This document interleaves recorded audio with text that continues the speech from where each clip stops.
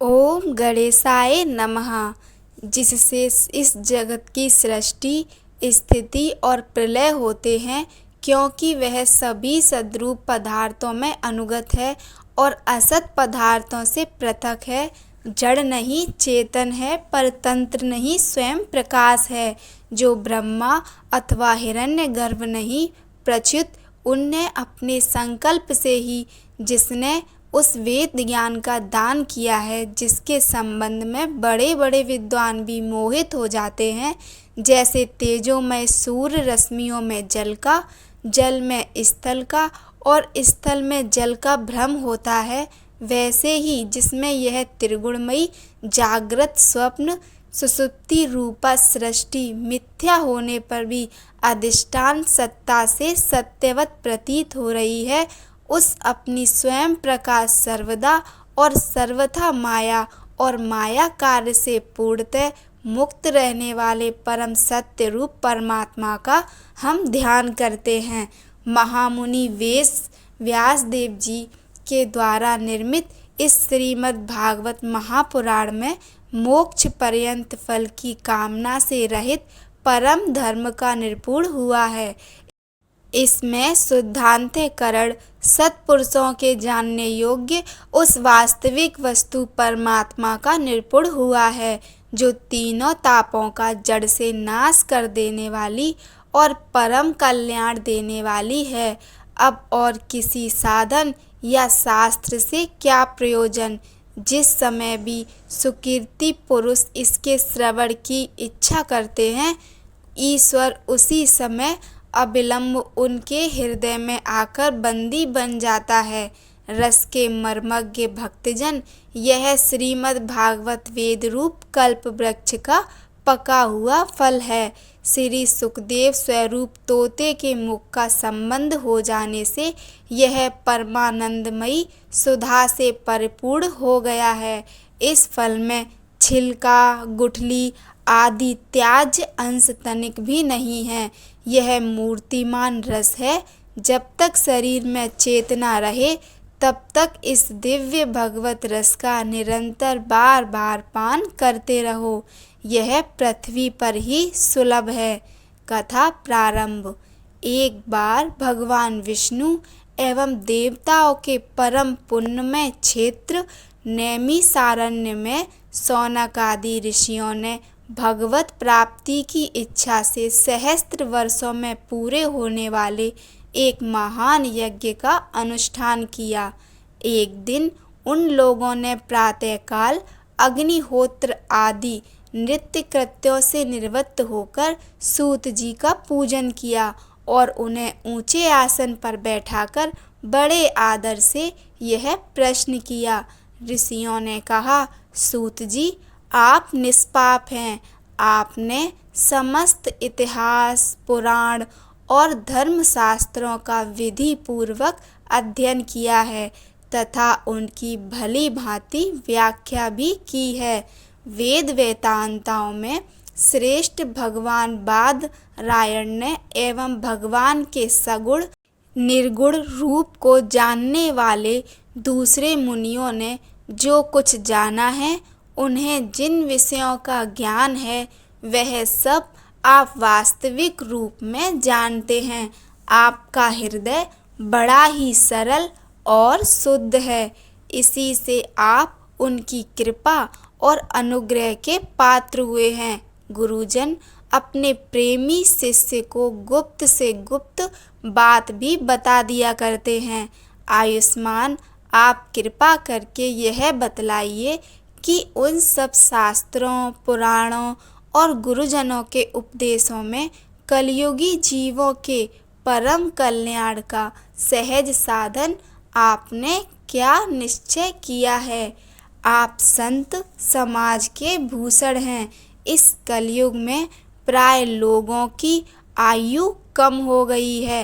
साधन करने में लोगों की रुचि और प्रवृत्ति भी नहीं है। आलसी हो गए हैं। उनका भाग्य तो मंद है ही, समझ भी थोड़ी है। इसके साथ ही वे नाना प्रकार की विघ्न बाधाओं से घिरे हुए भी रहते हैं। शास्त्र बहुत से हैं, परंतु उनमें एक निश्चित साधन का नहीं, अनेक प्रकार के कर्मों का वर्णन है। साथ ही वे इतने बड़े हैं कि उनका एक अंश सुनना भी कठिन है। आप परोपकारी हैं, अपनी बुद्धि से उनका सार निकालकर प्राणियों के परम कल्याण के लिए हम श्रद्धालुओं को सुनाइए, जिससे हमारे अंतःकरण की शुद्धि प्राप्त हो। प्यारे सूत जी, आपका कल्याण हो।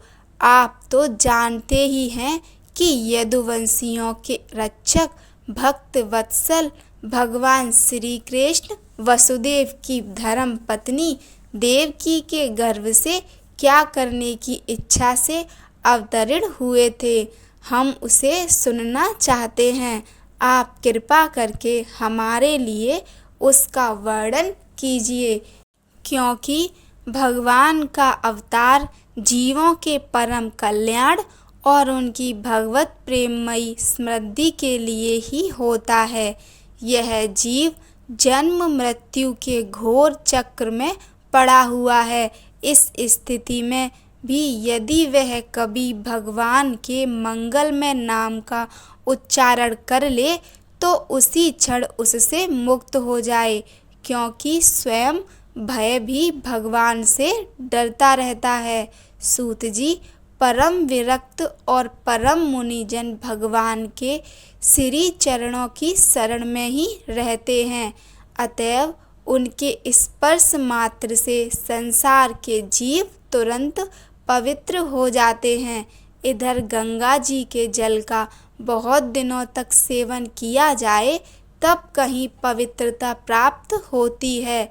ऐसे पुण्यात्मा भक्त जिनकी लीलाओं गान करते रहते हैं, उन भगवान का कलिमलहारी पवित्र यश भला आत्मशुद्धि की इच्छा वाला ऐसा कौन मनुष्य होगा जो श्रवण ना करे।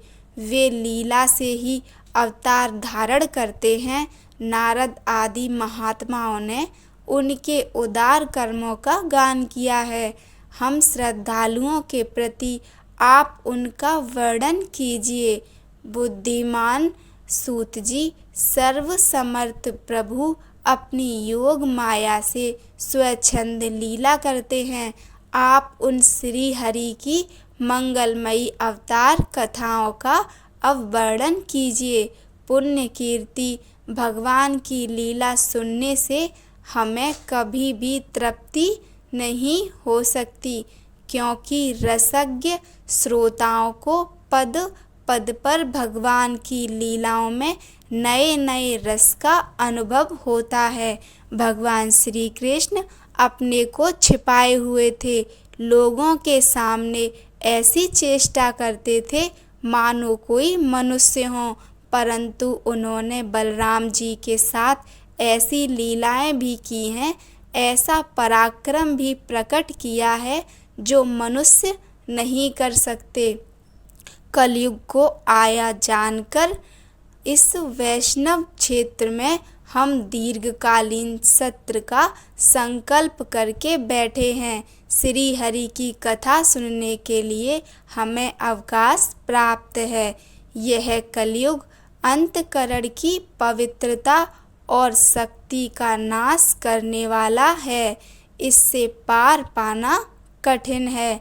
जैसे समुद्र से पार जाने वालों को कर्णधार मिल जाए, उसी प्रकार इससे पार पाने की इच्छा रखने वाले हम लोगों से ब्रह्मा ने आपको मिलाया है। धर्म रक्षक ब्राह्मण भक्त योगेश्वर भगवान श्री कृष्ण के अपने धाम में पधार जाने पर धर्म ने अब किसकी शरण ली है, यह बताइए। वीडियो को लाइक कीजिए, चैनल को सब्सक्राइब कीजिए और सुनते रहिए श्रीमद् भागवत कथा। धन्यवाद।